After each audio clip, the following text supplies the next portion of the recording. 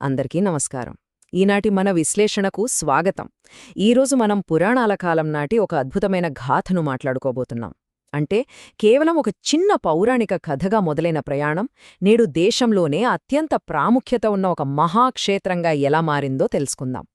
అదేనండి మన కనకదుర్గమ్మ దేవి. అలాగే ఆ తల్లి కొలువై ఉన్న ఇంద్రకీలాద్రి పర్వతం యొక్క అసలైన చరిత్ర. అసలు ఈరోజు ఈ ప్రదేశానికి ఇంతకి విశిష్టత ఎలా వచ్చింది అనేది చాలా స్పష్టంగా వివరంగా మనమిప్పుడు చూద్దాం. సరే, ఇక ఏమాత్రం ఆలస్యం చేయకుండా ఈ అద్భుతమైన కథలోకి లోతుగా వెళ్దాం. అసలు పురాణాల ప్రకారం చూసుకుంటే ఈ మొత్తం చరిత్రకు కేంద్ర బిందువు కీలుడు అనే ఒక యక్షుడు. ఇతను అమ్మవారిని ఎంతలా ఆరాధించాడంటే ఆ భక్తి వర్ణనాతీతమని చెప్పాలి. అతని ఆ అచంచలమైన గాఢమైన భక్తికి దేవి మెచ్చి స్వయంగా ప్రత్యక్షమై నేను నీపై నివసిస్తాను అని ఒక అద్భుతమైన వరాన్ని ప్రసాదించింది. జస్ట్ ఆలోచించండి, సాక్షాత్తు దేవుడే వచ్చి నేను నీపై ఉంటాను అని మాట ఇవ్వడం. ఈ ఒక్క వాక్యమే ఆ తర్వాత జరిగిన ఒక మహాద్భుత పరిణామానికి పునాది వేసింది. ఇక్కడ ఆ పరిణామక్రమాన్ని మనం దశలవారీగా అర్థం చేసుకుందాం. మొదటగా కీలుడి అపారమైన భక్తి, దానికి ప్రతిఫలంగా దేవి అనుగ్రహించిన వరం. అవునా? అయితే ఆ వరం కారణంగానే ఆ యక్షుడు ఏకంగా ఒక పర్వత రూపం దాల్చి ఇంద్రకీలాద్రిగా మారిపోయాడు. ఇదొక అద్భుతమైన ట్రాన్స్ఫర్మేషన్ కదా. ఆ తర్వాత కాలంలో సరిగ్గా అదే కొండపై సాక్షాత్తు అమ్మవారు అవతరించడం జరిగింది. అంటే ఒక సామాన్య భక్తుడు తన అచంచలమైన విశ్వాసంతో ఏకంగా దైవం కొలువయుండే పవిత్ర పర్వతంగా ఎలా మారాడో ఈ స్టెప్స్ మనకు చాలా క్లియర్గా చెప్తున్నాయి.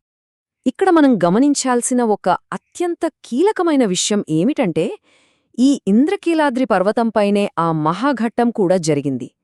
దుర్గమ్మవారు మహిషాసురుడు అనే అత్యంత క్రూరమైన రాక్షసుడిని సంహరించి ఆ కాలపు ప్రజలను ఒక పెద్ద విపత్తు నుంచి రక్షించిందని మన హిందూ పురాణాలు ఘంటాపదంగా చెబుతున్నాయి.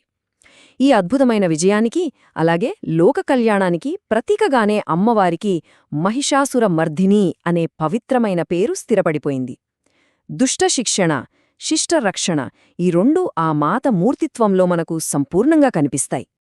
ఆ ఇంద్రకీలాద్రి పర్వతం మీద వెలిసిన కనకదుర్గమ్మవారి విగ్రహం అది కేవలం ఒక రాతి ప్రతిమ మాత్రమే కాదు. ఆ మూర్తి ప్రధానంగా 3 పవర్ఫుల్ లక్షణాలకు ప్రతీక. అవేంటంటే అపారమైన శక్తి, ఏ పరిస్థితుల్లోనూ చెదరని ధైర్యం మరియు భక్తుల పట్ల అభయాన్నిచ్చే రక్షణ. అందుకే ఆ గుడికి వెళ్లిన ప్రతి ఒక్కరికీ ఒక తెలియని మానసిక స్థైర్యం, ఒక పాజిటివ్ ఎనర్జీ వస్తాయని చాలామంది భక్తులు చెబుతుంటారు. ఇది కేవలం ఒక ఆధ్యాత్మిక భావన మాత్రమే కాదు, మనలోని ఒక అంతర్గత శక్తికి మూలమని కూడా మనం అర్థం చేసుకోవచ్చు. ఇప్పుడు పురాణాల నుంచి కాస్త చరిత్ర వైపు వెళ్దాం. ఈ క్షేత్రం ఎలా అభివృద్ధి చెందిందో చూస్తే ఒక ముఖ్యమైన ఘట్టం మనకు కనిపిస్తోంది.